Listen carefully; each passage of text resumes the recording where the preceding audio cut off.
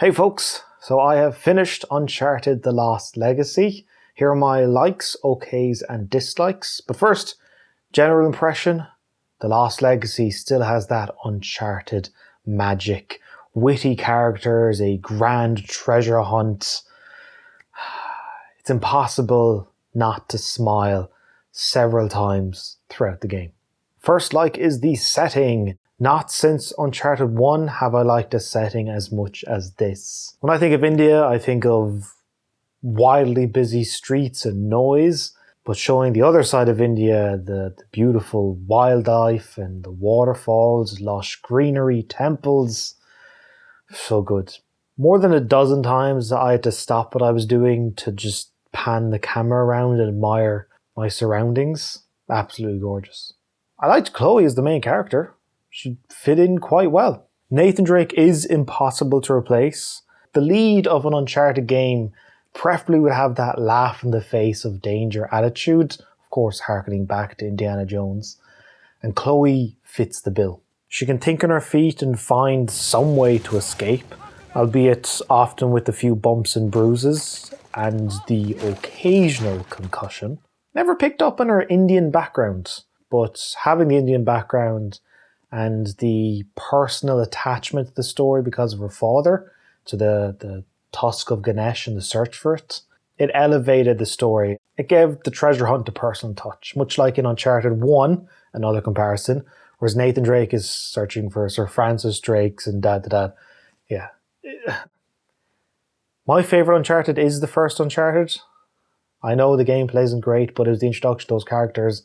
The lush green setting, it just drew me in immediately. For a Lost Legacy to be quite similar to Uncharted 1, I end up having a damn good time.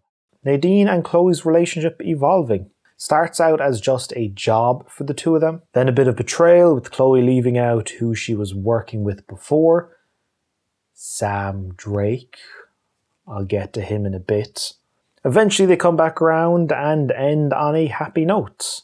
I like how as they get more comfortable with each other, they start throwing playful insults. There are levels to friendship. There's the acquaintance where you're formal and respectful, and you get more comfortable and you go to the informal use of language. You have a bit of laugh with somebody, you get to know them better, and at a certain point you get elevated to the level of not greeting them as their name, but, hey dickhead.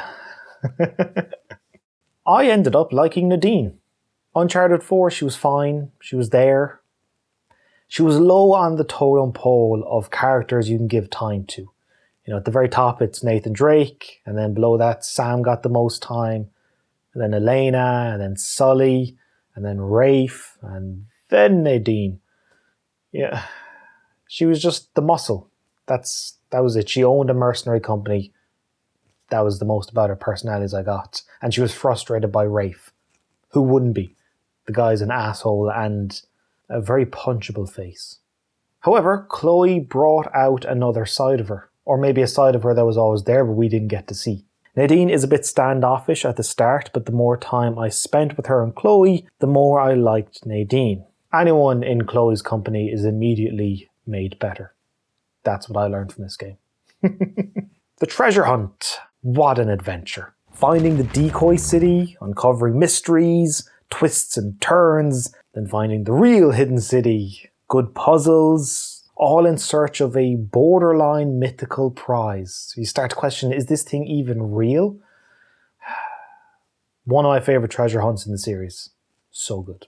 On to the okays. Sam Drake. I don't like Sam Drake. I hate the long lost brother thing. I always think that Uncharted 4 would have been better if it was Sully in danger that brought Nate out of retirement and not some long lost. Nadine and Chloe even make like it's definitely through the developer having a wink to the player of, yeah, we know who's a long. Yeah, I'll play the clip. Suppose I should have asked about the Drakes before I took the job. Not much to tell. I know Nate pretty well, Sam less so. He seemed to just appear out of thin air. Proud Uncharted 4, I never warmed to him. He was shoehorned in. The reason why he's in the okays as opposed to dislike is he works better in this not as a main character. He's not in the game till quite later on, and he's third on the totem pole as opposed to sharing the spotlight with Drake as the two main characters.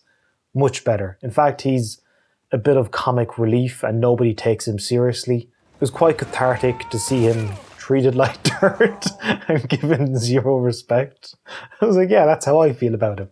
So he took his lumps and he was still sticking around and helping out, so he redeemed himself a bit. That's why he's in the okay.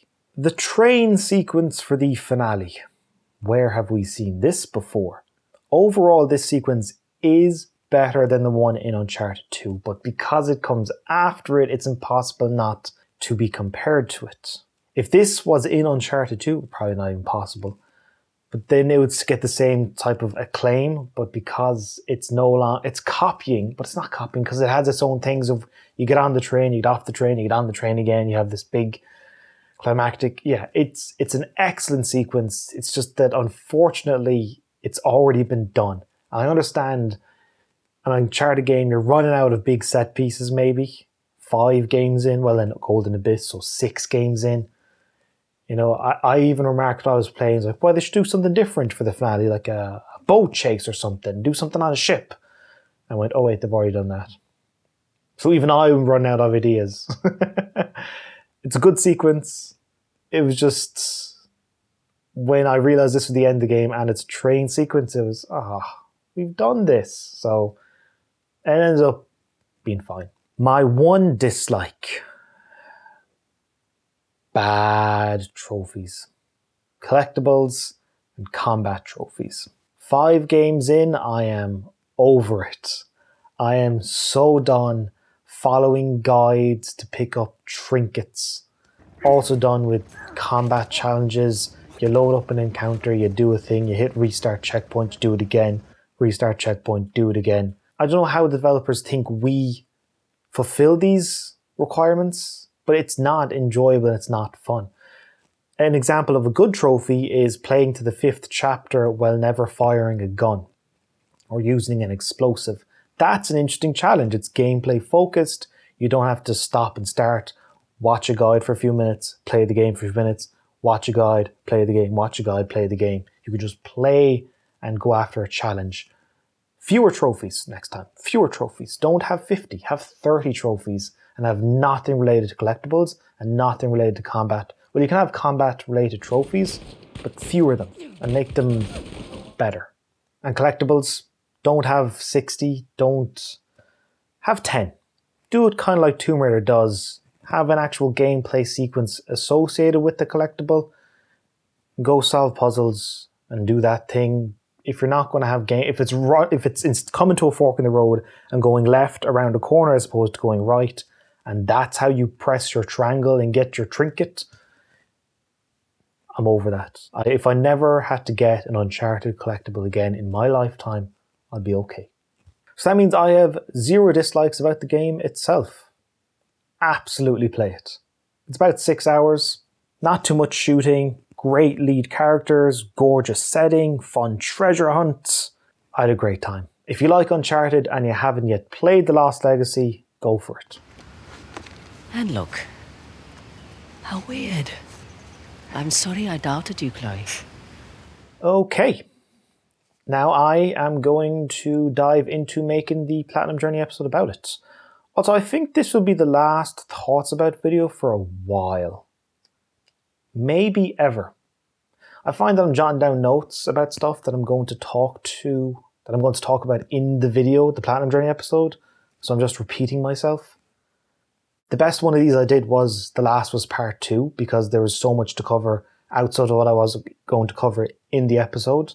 Whereas this, the stuff I'm talking about, I'm going to either mention it in the episode one way or another, or it's not going to be worth mentioning.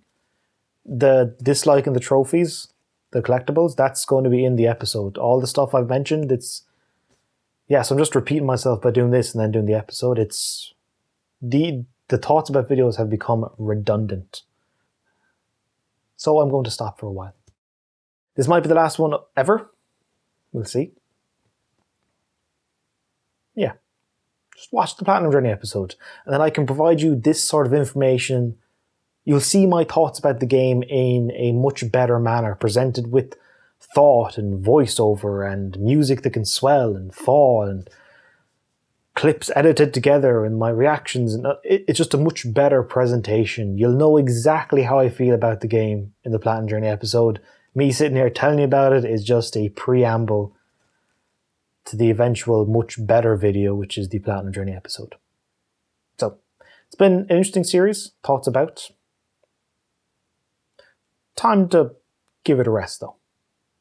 Spend time on better things. Okay, hope you're keeping well. Until the Platinum Journey episode, take care.